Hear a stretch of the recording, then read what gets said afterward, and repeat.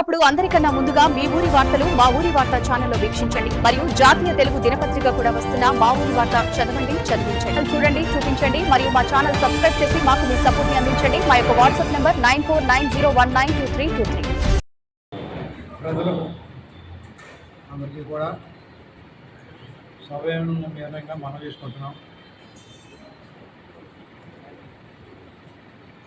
అధికార పార్టీ అధినేత ముఖ్యమంత్రి చంద్రబాబు నాయుడు గారు రాష్ట్ర ప్రజల్ని ఏ విధంగా తప్పుదో పట్టిస్తున్నారనే విషయం ప్రజల ముందుకు తీసుకెళ్ళవలసిన సమయం ఆసన్నమైంది. ఏంటంటే రాష్ట్రం విడిపోయిన తర్వాత 2026 జూన్ వరకు కూడా ఉమ్మడి రాజధానిగా హైదరాబాద్ మనకి ఉమ్మడి రాజధానిగా ఉంది. అయితే 2014 ఎన్నికలైన తదుపరి మనకి ఇంకా 10 సంవత్సరాల సమయం ఉన్నప్పటికీ చంద్రబాబు నాయుడు గారు హైదరాబాదులో ఓటుకి నోటు కేసు సంబంధించి అక్కడ తెలంగాణలో ముద్దాయిగా రూపొందించడం, ఆ కేసుకు భయపడి అక్కడి నుంచి వచ్చి రాజధాని ఎక్కడ పెట్టాలనే విషయంలో శివరామకృష్ణ కమిటీ ఏర్పాటు చేయటం, ఆ శివరామకృష్ణ కమిటీ రాష్ట్రం అంతా పర్యటన చేసి మరి ఇప్పుడు మీరు ఏదైతే అమరావతి ప్రాంతం అది సరైన ప్లేస్ కాదు అది అని చెప్పడం, ఆ శివరామకృష్ణ కమిటీ రిపోర్టు మీరు తీసుకోకముందే మీరు కొన్ని నిర్ణయాలు తీసుకుని ఏదైతే అమరావతి ప్రాంతంలో లోటుదొట్టి ప్రాంతంలో అక్కడ లూజు సాయిల్ కన్స్ట్రక్షన్కి అనువైన ప్రదేశం కాదు. ఎంచేతంటే అది లూజు సాయిల్ అయి ఉండటం వల్ల ఎక్కువ ఖర్చు, భవన నిర్మాణాలకి ఎక్కువ ఖర్చు అవుతుంది కనుక ఇది అక్కడ యోగ్యమైన ప్రదేశం కాదని చెప్పడం కూడా జరిగింది. అయినప్పటికీ కూడా మీరు త్వరగా అక్కడ మీకు, మీ గుత్తేదారులకి, మీకు సంబంధించినటువంటి వారికి, సామాజిక వర్గం వారికి అందరికీ మేలు చేయాలనే ఉద్దేశంతో అక్కడ రైతులందరినీ కూడా మోసం చేసి ఎంచేతంటే రాజధానికి ఎంత భూమి కావాలనేటువంటిది కూడా పరిధి ఉంటుంది. ఆ పరిధి దాటి భూమి సేకరించడం, ఆ భూమిని ఈ గుత్తేదారులకి రాసి ఇవ్వడం కోసం, అలాగే ముందుగానే మీకు తెలుసు కనుక కొంతమంది చేత, మీ వాళ్ళ చేత భూమిని కొనుగోలు చేయించడం, ఇవన్నీ కూడా రాష్ట్ర ప్రజలకి కనపడతా ఉంది.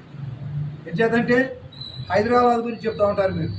హైదరాబాద్లో నేనే హైదరాబాద్ని బాగు చేసాననే మాట్లాడుతూ ఉంటాను. మాట హైదరాబాద్లో హైటెక్ సిటీలో ఒక సైబర్ టవర్ అనేటువంటి భవన నిర్మాణం చేసి దాని ముందుగా మీకు అక్కడ మీరు హైటెక్ సిటీ ఏర్పాటు చేయాలనే ఉద్దేశం ముందుగా తెలిసింది. అక్కడ హైదరాబాద్ ఆ ప్రాంతం అంతా కూడా మీ వాళ్ళ చేత ముందుగా భూములు కొనిపించి వాళ్ళ కుబేర్లు కాకుండా అభేర కుబేర్లు చేసినటువంటి ఘనత మీకే దక్కింది. అదే మాదిరిగా ఇక్కడ ఆంధ్రప్రదేశ్లో కూడా అదే విధానంగా మీరు చేయాలనే ఉద్దేశంతో ఇవాళ ఒక 38,000 ఎకరాలు ఒక పర్యాయం, 16,000 ఎకరాలు ఒక పర్యాయం, ఇంకొక 50,000 ఎకరాలు ఇంకొక పర్యాయం అని చెప్తూ ఆ భూదహానికి మీ వాళ్ళందరికీ కట్టబడడం కోసం ఇక్కడ అమరావతి అనే పేరు అడ్డం పెట్టుకుంటూ సాధ్యం కాని పనిని ఎంచేదంటే మీరే చెప్తా ఉన్నారు ఒక ఎకరానికి 2 కోట్ల రూపాయలు ఖర్చు అవుతుందని. అయితే మీరు సేకరించబోయే భూమి 1,00,000 ఎకరాలు ఇంటూ 2 కోట్లు అంటే 2 లక్షల కోట్లు రూపాయలు దానికి అమరావతి కోసం ఖర్చు పెడతానని చెప్తున్నారు. అది సాధ్యపడే పనినా? అది ప్రజలందరూ కూడా ఆలోచిస్తున్నారు. ఎంచేదంటే 2 లక్షలు ఇప్పుడున్న పరిస్థితుల్లో 2 లక్షల కోట్లు ఒక అమరావతి ఖర్చు పెడతామని చెప్పి ఎంతవరకు కరెక్ట్. ఎంచేదంటే ఒక విషయం ఏంటంటే ఒక మహానగరం, ఒక నగరం ఉన్న కాడ దాన్ని అభివృద్ధి చేస్తే ఇంకా పెరుగుతుంది. ఏమీ లేకుండా ఎక్కడికో మారుమూరు ప్రదేశాన్ని తీసుకెళ్ళి అక్కడ భూములని కొనిపించి అంటే ఒక రియల్ ఎస్టేట్ వ్యాపారం చేయడం కోసం మీరు తహలాడుతున్నారనే విషయం ప్రజలకందరూ కూడా అర్థమవుతుంది. ఎంచేదంటే గతంలో చెప్పారు జగన్మోహన్ రెడ్డి గారు, ఇది రాష్ట్రం అభివృద్ధి అనేది ఒకే చోట కాకుండా 3 చోట్ల అభివృద్ధి చేస్తే అభివృద్ధి వికేంద్రీకరణ చేస్తే బాగుంటుందనే ఉద్దేశంతో అక్కడ వైజాగ్, ఇక్కడ విజయవాడ, అలాగే కర్నూలు ప్రాంతాల్లో అయితే రాష్ట్రం అంతా అభివృద్ధి అనే ఉద్దేశంతో మేము చెప్పాం. అయితే ప్రజలందరూ కూడా మరి అమరావతి అనేటువంటి కోరుకుంటున్నారు. ఏనాడు కూడా జగన్మోహన్ రెడ్డి గారు అమరావతికి వ్యతిరేకం కాదు, అమరావతిని ఏనాడు వ్యతిరేకించలేదు. మీరు చేసే విధానాన్ని మేము వ్యతిరేకిస్తున్నాం తప్ప అమరావతికి వ్యతిరేకం కాదు, రాజధానికి మేము వ్యతిరేకం కాదు. అయితే ఏదైతే ఒక రాష్ట్రం, ఒక నగరం ఉందంటే ఆ నగరాన్ని అభివృద్ధి చేసుకుంటానికి త్వరగా వీలవుతుంది. కానీ ఏమీ లేని చోట ఒక నగరాన్ని, ఒక మహానగరాన్ని ఏర్పాటు చేయాలంటే చాలా కష్టసాధ్యమైనటువంటి పరిస్థితి. భారతదేశంలో మహానగరాలు 6 మహానగరాలు ఉన్నాయి. ఒకటి బొంబాయి, ఢిల్లీ, కలకత్తా, బెంగళూరు, మద్రాసు. ఆ తదుపరి ఈనాడు హైదరాబాదు కూడా మహానగరంలో చేరిందంటే అక్కడ ఎన్నో సంవత్సరాల తర్వాత ఒక నగరం అంటే ఆ నగరం ఈనాడు మహానగరం అయింది. హైదరాబాద్ ఒకప్పుడు నగరం, ఇప్పుడు ఈవేళ మహానగరం అయిందంటే ఎంతోమంది త్యాగాలు చేస్తే ఆ స్థాయికి వచ్చింది. మీరు ఏమీ లేని చోట ఎందుకంటే రాష్ట్రం మద్రాసులో రాష్ట్రం విడిపోయినప్పుడు ముందుగా కర్నూలులో రాజధాని ఏర్పాటు చేయడం జరిగింది. అయితే అక్కడ ఏమీ లేని చోట రాష్ట్రాన్ని అభివృద్ధి చేయలేమని నిర్ణయం మార్చుకుని అప్పుడు మళ్ళీ హైదరాబాద్ తీసుకెళ్ళి హైదరాబాద్లో రాజధాని ఏర్పాటు చేయడం జరిగింది. అక్కడ ఉన్న పరిస్థితులకి రాజధాని అభివృద్ధి చేయడం జరిగింది. అలాగే ఇప్పుడు ఈ రోజున అంతటి నగరం అంటే వైజాగ్, హైదరాబాద్ తర్వాత మన రాష్ట్రంలో అంతటి నగరం ఏదంటే వైజాగ్ నగరం కనుక వైజాగ్ అయితే బాగుంటుంది అనేసి అభిప్రాయం జగన్మోహన్ రెడ్డి గారు చెప్పడం జరిగింది. అయితే ప్రజలందరూ కూడా ఇక్కడ కోరుకుంటే అదే గాయమవుతుంది. అయితే దీనికి మీరందరూ కూడా ఓ తీర్మానం చేసి అసెంబ్లీలో తీర్మానం చేసి కేంద్రంలో చట్టబద్ధత అని చెప్తా ఉన్నారు. నిజంగా డాక్టర్ బిఆర్ అంబేద్కర్ రాసినట్టు రాజ్యాంగాన్ని ఇప్పటికీ 99 సార్లు సవరణ చేయడం జరిగింది. ప్రజలందరికీ తెలుసు. తీర్మానం జరిగిన తర్వాత అక్కడ ప్రతికూలమైనటువంటి పరిస్థితులు ఉంటే దాన్ని మళ్ళీ తీర్మానం చేసి మార్చుకునే అవకాశం ఉంటుంది అన్న సంగతి ప్రతి ఒక్కరికి తెలుసు. అలా తెలుసున్నప్పటికీ కూడా ప్రత్యేక తీర్మానం చేసాం, దీన్ని ఎవరో కదపలేరు అని ప్రజలు అంటే దానికి ఎవరు మేమేమి వ్యతిరేకమా? రాజధాని కావాలని కోరుకోవడంలో మొట్టమొదటి వారు జగన్మోహన్ రెడ్డి గారు. ఖచ్చితంగా మీ అందరికన్నా ముందు తాడేపల్లి రావటం, నివాసం ఏర్పాటు చేసుకోవటం అన్నీ కూడా ప్రజలందరూ చూస్తూ ఉన్నారు. ఏనాడు కూడా మేము రాజధానికి వ్యతిరేకం కాదు, మీరు చేసేటువంటి రియల్ ఎస్టేట్ వ్యాపారానికి మీ వాళ్ళకి దోషిపెట్టి దానికి మేము వ్యతిరేకం అని చెప్పేసి తెలియపరుస్తూ ఉన్నాం. అలాగే ఈరోజు జగన్మోహన్ రెడ్డి గారు చెప్పినటువంటి మచిలీపట్నం, విజయవాడ, గుంటూరు ఈ 3 కలిసినట్లయితే ఒక మహానగరం అవుద్ది. ఈ 3 నగరాలు కలిస్తే మహానగరం అవుద్ది. ఇచ్చేదంటే ఇలా మచిలీపట్నంలో పోర్టు అనేటువంటిది ఉంది. సీ పోర్ట్ అంటే ఇవాళ ఆ సీ పోర్ట్ అనేటువంటిది ఇటు కలకత్తా నుంచి అక్కడ మద్రాసు వరకు కూడా మరో సీ పోర్ట్ బలమైన లేవు కనుక ఇవాళ అక్కడ సీ పోర్ట్ అభివృద్ధి చేస్తే అటు ఛత్తీస్గఢ్ కానీ ఇటు తెలంగాణ నుంచి కానీ ప్రతి ఒక్కళ్ళు కూడా 2 రాష్ట్రాలు, ఏ రాష్ట్రమైనా ఉత్తరాది రాష్ట్రాలు ఏమైనా సరే ఈ పోర్టు ద్వారాగా ఇంపోర్ట్ చేయడం కానీ ఎక్స్పోర్ట్ చేయడం కానీ ఏదో సరుకు దించుకోవడానికి కానీ ప్రతిదీ వెనకడే ఈ యొక్క సీ పోర్ట్ ఉపయోగపడటం. తద్వారా రాష్ట్రానికి అతి దగ్గరలో ఇవాళ కంకిపాడు వరకు విజయవాడ ఆల్రెడీ డెవలప్ అయి ఉంది. ఇంకా 40-45 కిలోమీటర్ల దూరంలో సీ పోర్ట్ ఉంటుంది. అక్కడ బ్రహ్మాండమైనటువంటి సెంట్రల్ రైల్వే స్టేషన్ ఉంది, ఎయిర్పోర్ట్ ఉంది. ఇవన్నీ కలిస్తే ఒక మహానగరం అవుతుందనే ఉద్దేశం చెప్తున్నాం తప్ప మేము మాకు రాజధానికి వ్యతిరేకం కాదని చెప్పే సందర్భంగా తెలియజేసుకుంటున్నాం. మీరు చేసేటువంటి ప్రక్రియ ఏదైతే అక్కర్లేని భూములు సేకరించి రైతులు మభ్యపెట్టి ఈ రోజు కూడా మీరు భూములు తీసుకున్న రైతులకి ఫ్లాట్లు చూపించలేకపోతున్నారు. ఇవాళ కూడా చెరువుల్లో వాళ్ళ ఫ్లాట్లు ఉన్నాయి, మా ఫ్లాట్లు ఎక్కడ ఉన్నాయని చెప్తే వాళ్ళు సరిగ్గా సమాధానం కూడా అధికారులు చెప్పట్లేదని చెప్పేసి పేపర్లో కూడా రైతులు వాపోతున్నారు. మీరు 2028 నాటికి మేము రాష్ట్రాన్ని పూర్తి చేసేస్తామని చెప్పినప్పుడు నిజంగా మీరు 2028 నాటికి రాష్ట్రాన్ని పూర్తి చేసినప్పుడు రాష్ట్రం మార్చేదేముందిగా? రాజధాని మీరు పూర్తి చేస్తే ఖచ్చితంగా మార్చేదేముందిగా? అయితే మీకు ఎందుకు భయపడుతున్నారు మీరు? అంటే 2028 నాటికి మీరు పూర్తి చేయలేని అనుమానం మీకు ఉంది కాబట్టి ఆ తదుపరి 2029లో జగన్మోహన్ రెడ్డి గారు మళ్ళీ అధికారంలోకి వస్తారనేటువంటి భయం కూడా మీకు ఉంది కాబట్టి మీరు తీర్మానం అక్కర్లేకుండానే తీర్మానం చేయవలసిన అవసరం లేకపోయినా కూడా తీర్మానం చేయడం జరిగిందని చెప్పేసి తెలియపరుచుకుంటాను. ఈ విషయాలన్నీ కూడా రాష్ట్ర ప్రజలందరూ కూడా చూస్తూ ఉన్నారు. ఏది వాస్తవం అనేటువంటి ఇచ్చేదంటే నిజం నిద్రలేసే లోపల అబద్ధం రాష్ట్రం అంతా తిరిగి వస్తుందట. అలాగే కొంతకాలం ఆగితే 2028 నాటికి ఈ మీరు చెప్పే మాటలు, మీరు చెప్పే ప్రజలు చేసేటువంటి మోసాలన్నీ కూడా బయటపడతాయని చెప్పేసి ఈ సందర్భంగా తెలియపరుచుకుంటా ఉన్నాం. ఇవాళ కోస్టల్ కారిడార్ ఉంది, ఇక్కడ సీ పోర్ట్ ఉంది, అక్కడ సెంట్రల్ రైల్వే ఉంది, ఎయిర్పోర్ట్ ఉంది. దాని ఎయిర్పోర్ట్ కొంచెం డెవలప్ చేసుకుంటే అంతర్జాతీయ ఎయిర్పోర్ట్ అయ్యే అవకాశం ఉంది. ఈ కోస్టల్ ఏరియా అంతా ఒకే చోట మహానగరనే, ఒక ప్రజలున్న కాడ నగరాన్ని అభివృద్ధి చేయగలం, కానీ వేరే చోట తీసుకెళ్ళి కట్టడాలు కడతాడు. జనం ఎక్కడి నుంచి వెళ్తారు? అక్కడ జనం కావాలి కదా. అది పొరపాటు. ఇక్కడ ఎక్కడైతే నగరం ఉందో నగరాన్ని అభివృద్ధి చేసుకోవాలి. అది మానేసి వాళ్ళ ఆస్తులు ఉన్నాయి, వాళ్ళు వాళ్ళ రియల్ ఎస్టేట్ వ్యాపారం కోసం అక్కడ చేస్తారంటే అది ప్రజలు కొంతకాలం నమ్మించగలరేమో కానీ శాశ్వతంగా నమ్మించలేరు ప్రజలు. రాష్ట్రంలో అభివృద్ధి వికేంద్రీకరణ అవ్వాలి, రాష్ట్రం అంతా అభివృద్ధి జరగాలి. ఏం చేయాలంటే ఒకే చోట అభివృద్ధి అయితే అక్కడ మౌలిక సదుపాయాలు కానీ ఇంకా రకరకాల ఇబ్బందులు ఉన్నాయి. చూడు, కరోనా లాంటి మహమ్మారులు వచ్చినప్పుడు కూడా మరి వ్యాధులు ప్రబలించే పరిస్థితి, అక్కడ డ్రైనేజ్ సిస్టమ్, ట్రాఫిక్ సమస్యలు ఇవన్నీ జరుగుతూ ఉన్నాయి. అది రాష్ట్రం అంతా అభివృద్ధి అయితే బాగుంటుంది అనేటువంటి ఆలోచనతో 3 రాజధానులని చెప్పాము. అదే రాజధాని అక్కడి నుంచి మారుతామని ఏనాడు చెప్పడా. అక్కడ అమరావతితో పాటు విశాఖపట్నం, కర్నూలు, ఇతర ప్రాంతాలు కూడా అభివృద్ధి చేస్తానని చెప్పాము. దాన్ని మీరు ఎంత వాళ్ళు 3 రాజధానులు 3 ముక్కలని అది రకరకాలుగా వర్ణీకరించి మమ్మల్ని అల్లరి చేయడం జరిగింది. ఎవరో చెప్తా ఉంటారు దానికి కామెంట్ ఏంటి. ఇప్పుడు ఇది పార్టీ మీద వ్యతిరేకంగా ఉన్న వాళ్ళు రకరకాల సోషల్ మీడియా అందుబాటులో ఉంది, లేకపోతే వాక్చాతుర్యం ఎవరు ఇష్టం వచ్చినా వాళ్ళు మాట్లాడుతూ ఉంటారు. అది తప్ప కదని చెప్పి ఉండొచ్చు. అది వాస్తవం. అదే కదా నిజం నిలకడమే తెలుస్తుందని చెప్తున్నాం. ఖచ్చితంగా కోస్టల్ కారిడార్ ఉంది. ఎన్నిసార్లు చెప్పినా అది చెప్తున్నాను కదా. కోస్టల్ కారిడార్ ఉంది, సీ పోర్ట్ ఉంది, సెంట్రల్ రైల్వే ఉంది, విమానాశ్రయం ఉంది. ఇవన్నీ కలిపితే మహానగరం అవుతుంది. భారతదేశంలో ఇప్పుడున్నటువంటి 6 మెట్రో సిటీలు, అంటే హైదరాబాద్ 6వ మెట్రో సిటీ, ఇది ఖచ్చితంగా 7వ మెట్రో సిటీ వాటికన్నా ముందంజలో ఉంటుంది.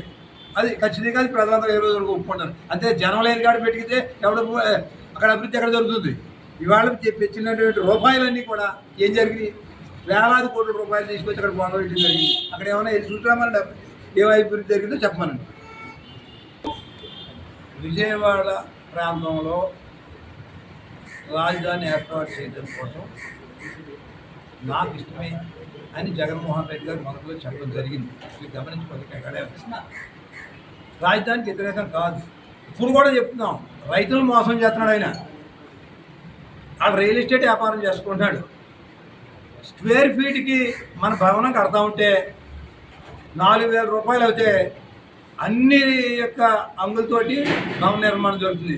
కానీ 12,000 రూపాయలు స్క్వేర్ ఫీట్కి ఖర్చు పెడతాను. దేనికి ఖర్చు పెడుతున్నాను? ఈ మోసం ఇదంతా కూడా ఈ అవినీతిని అండగట్టడం కోసం మీరు చేసే విధానాన్ని తప్పు. దానికి మీరేం చదువు? రాజధానికి వ్యతిరేకం అంటున్నారు. రాజధానికి వ్యతిరేకం. రాజధాని లేకుండా పరిపాలన ఎలా ఉంటుంది? ఇంకో యువత ప్రాంతంలో ఇంకో 30,000 ఎకరాలు కొని అవసరం చేసి చుట్టూ చేస్తే దానికి ఎవరికి అభ్యంతరం లేదు. అక్కడే ప్రాంతంలోనే 1,00,000 ఎకరాలంటే అసలు విషయాన్ని వదిలేసి ఎటువంటి అభివృద్ధి జరుగుతుందో అభివృద్ధి జరిగే వైపుని మానేసి దానికి అనుకూలమైన ప్రదేశం వాళ్ళకి రియల్ ఎస్టేట్ చేసుకుని వ్యాపారం చేస్తున్నాడు. కానీ దాన్ని వ్యతిరేకిస్తున్నాం తప్ప రాజధానికి వ్యతిరేకంగా పైకి పంపించి చట్ట పద్ధతి చేయవలసిన అవసరమే లేదు. లేకపోతే రాజధాని కలుగుతుంది. ఎలాగా?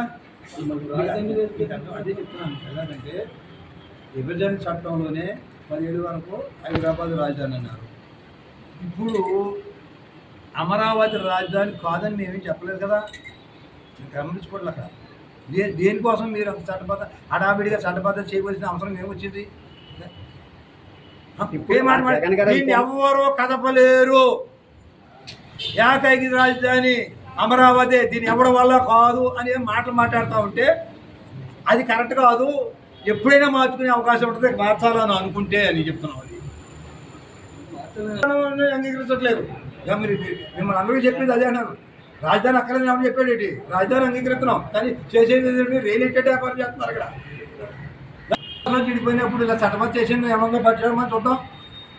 మద్రాసులో చెడిపోయి హైదరాబాద్ పెట్టిన అప్పుడు ఇలా ఏమైనా చట్టబద్ధ ఏం చేశారా? మీ భయంతో మీ భయాలు మేము పట్టుకున్నాయి కాబట్టి మీరు చేసుకుంటున్నారు అంతే తప్ప మాకు అటువంటి ఉద్దేశం లేదని చెప్తున్నాం కదా.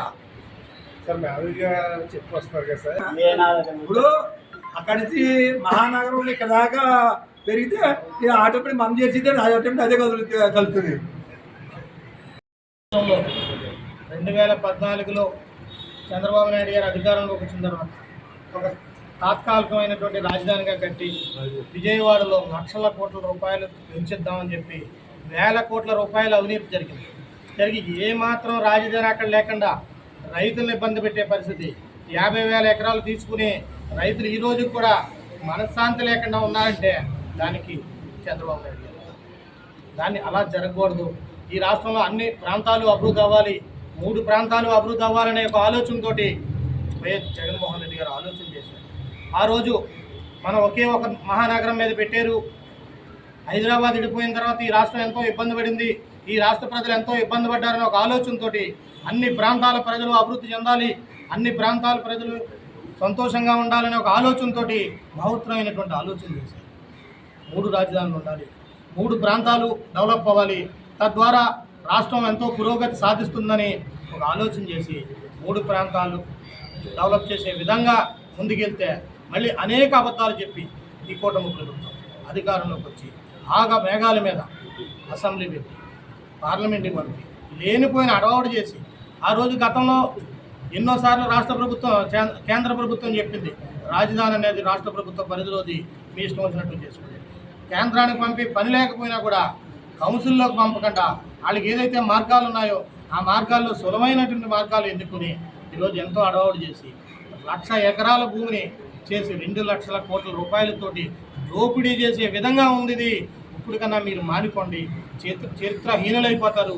మీకు 3 రాజధానులు 3 ప్రాంతాలు అభివృద్ధి చెందాలనే ఆలోచన లేకపోతే కనీసం ఈ మావిగన్ అనేది ఈ 3 ప్రాంతాలు దగ్గర ప్రాంతాలన్నా చేయండి. ఇది ఒక మహానగరంగా భావి తరాలకి ఆదర్శంగా ఉంటుందని ఒక ఆలోచనతో జగన్మోహన్ రెడ్డి గారు ఆలోచన చెప్పి మొన్న ప్రెస్ మీట్లో చెప్పడం జరిగింది. ఇప్పటికన్నా ఈ ప్రభుత్వం చంద్రబాబు నాయుడు గారు దూరదృష్టిలో ఆలోచన చేసి మీరు ఈ లక్షల కోట్ల మాఫియా కాకుండా ఈ లక్షల కోట్ల రూపాయలు దోసేద్దామనే ఆలోచన లేకుండా ఈ రాష్ట్ర ప్రజల ప్రయోజనాలను దృష్టిలో పెట్టుకుని ఇప్పటికన్నా మారండి. ఈ 3 ప్రాంతాల దగ్గర ప్రాంతాలన్నా మీ పరిధిలో డెవలప్ చేయండి. అప్పటికన్నా మీరు జనం హర్షింతారు తప్ప అంటే చరిత్రహీనులుగా మిగిలిపోతారని మొన్న జగన్మోహన్ రెడ్డి గారు చెప్పారు.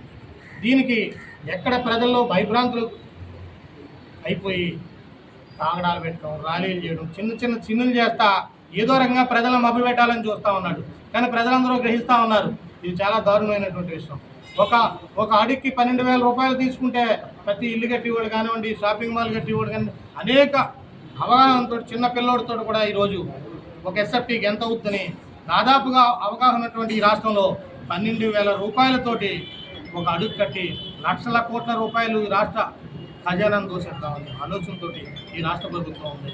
ఇప్పటికే 3,80,000 కోట్ల రూపాయలు 80,000 కోట్ల రూపాయలు అప్పులు తెచ్చారు. ఈ రాష్ట్రాన్ని ఏం చేద్దాం అనుకుంటున్నారు? ప్రతి పౌరుడి మీద 38,000 రూపాయలు అప్పు ఉంది. దీన్ని ఎక్కడికి తీసుకుపోదాం అనుకుంటున్నారని ఒక ఆవేదన చెంది ఈరోజు రాష్ట్రం అంతా దీన్ని ప్రజలకు తెలియపరచాలి. ప్రజలకు తెలియవలసిన బాధ్యత మన మీద ఉంది. ఒక ప్రధాన ప్రతిపక్షంగా భవిష్యత్తులో మీరు ఏదైనటువంటి నష్టం జరిగినా కూడా దీన్ని అన్ని రకాలుగానే కూడా ఎదుర్కొంటామని జగన్మోహన్ రెడ్డి గారు చెప్పడం జరిగింది. మీ అందరికీ రాజధాని అనేది ప్రతి దేశానికి ప్రతి రాష్ట్రానికి తప్పనిసరిగా అవసరం. ఈ రోజున వైఎస్ఆర్సిపి పార్టీ కానీ, మా పార్టీ అధ్యక్షులు జగన్మోహన్ రెడ్డి గారు కానీ, మా పార్టీ నాయకులు కానీ, కార్యకర్తలు కానీ ఎవ్వరూ రాజధానికి వ్యతిరేకం కాదు. కానీ ఒక ప్రాంతానికి మేలు చేయటం కోసం, ఒక వర్గానికి మేలు చేయటం కోసం 2 లక్షల కోట్లు ఖర్చు పెట్టడం అనేది అవసరమా అనేది ఒక పెద్ద ప్రశ్న. ఈ రోజున మన పక్కనే మనతో పాటే ఏర్పాటైన రాష్ట్రం తెలంగాణ రాష్ట్రం. అక్కడ కూడా రీసెంట్గా గత ప్రభుత్వం సచివాలయం అసెంబ్లీ కట్టడం జరిగింది. దానికి 600 కోట్లు ఖర్చు అయింది. అలాగే నరేంద్ర మోడీ గారు ఢిల్లీలో పార్లమెంట్ భవనం కొత్తగా కట్టడం జరిగింది, గత ప్రభుత్వంలో జరిగింది. దానికి 900 కోట్లు ఖర్చు అయింది. మరి ఈ రోజున మన రాష్ట్రంలో ప్రస్తుతం ఉన్న కూటమి సర్కారు సచివాలయానికి, అసెంబ్లీకి 1450 కోట్ల ప్రపోజల్ పెట్టారు. దేశ పార్లమెంటుకే 900 కోట్లు ఖర్చు అయితే 1200 మంది ఆసీనులయ్యేటట్టు అత్యాధునికంగా కట్టారు. కానీ ఇక్కడ మన రాష్ట్రానికి సచివాలయం 1450 కోట్లు ఖర్చు అవుతుందంటే ఈరోజు మరి అది దోచుకోవటానికా దాచుకోవటానికా అనేది ప్రజలకి ఈ ప్రభుత్వం చెప్పవలసిన అవసరం ఉంది. వైజాగ్లో జగన్మోహన్ రెడ్డి గారు ఆ రోజున ఒక ప్రభుత్వ భవనం కట్టడానికి చేస్తే అక్కడ కొండలు బద్దలు కొట్టేస్తున్నారు, ప్రకృతిని పాడు చేసేస్తున్నారు అన్నారు. ఈ రోజున 33,000 ఎకరాలు 3 పంటలు పండే మంచి భూమి, అక్కడ గులాబీ తోటలు, పూల తోటలు, అలాగే అన్ని రకాల కూరగాయలు, 2 పంటలు వరి పండే భూమి, మొత్తం 33,000 ఎకరాలు కూడా చాలా సారవంతమైన నేల. అటువంటి నేలని ఈ రోజున రాజధానికి తీసుకోవటం, అక్కడంతా పాడు చేయటం జరుగుతుంది. రాష్ట్రంలో ఇంకెక్కడ భూమి లేదని అక్కడ తీసుకుంటున్నారా? అంత సారవంతమైన నేలని ఎందుకు పాడు చేస్తున్నారు అనేది కూడా మరి చంద్రబాబు నాయుడు గారు ప్రజలకి చెప్పవలసిన అవసరం ఉంది. ఇదన్నీ మానేసి డైవర్షన్ పాలిటిక్స్, మొన్నటి వరకు తిరుపతి లడ్డు అన్నారు, లేకపోతే వైఎస్ఆర్సీపీ నాయకుల మీద, ఇళ్ళల మీద బాంబు దాడులు చేయటం, పెట్రోల్ బాంబులు చేసి డైవర్షన్ పాలిటిక్స్ చేస్తున్నారు, ప్రజల మనసుల్ని పక్కదారి పట్టిస్తున్నారు. అలాగే ఈ రోజున మళ్ళీ రాజధానికి మేము ప్రపోజల్ చేసాం, మళ్ళీ కేంద్రానికి కూడా పంపుతున్నాం, ఇది అయిపోయింది, ఇది ఇంకెవరూ మార్చలేరు అని చెప్పి ప్రజల మనసులు పక్కదారి పట్టించడానికే తప్ప చంద్రబాబు నాయుడు గారికి రాష్ట్రం మీదో ప్రజల మీదో ప్రేమ కాదు అని సవినయంగా తెలియజేసుకుంటూ సెలవు తీసుకుంటాం. ఇప్పుడు అందరికన్నా ముందుగా మీ ఊరి వార్తలు మా ఊరి వార్త ఛానల్లో వీక్షించండి మరియు జాతీయ తెలుగు దినపత్రిక కూడా వస్తున్న మా ఊరి వార్త చదవండి, చదివించండి. చూడండి, చూపించండి మరియు మా ఛానల్ సబ్స్క్రైబ్ చేసి మాకు మీ సపోర్ట్ ని అందించండి. మా యొక్క వాట్సాప్ నంబర్ 9490192323.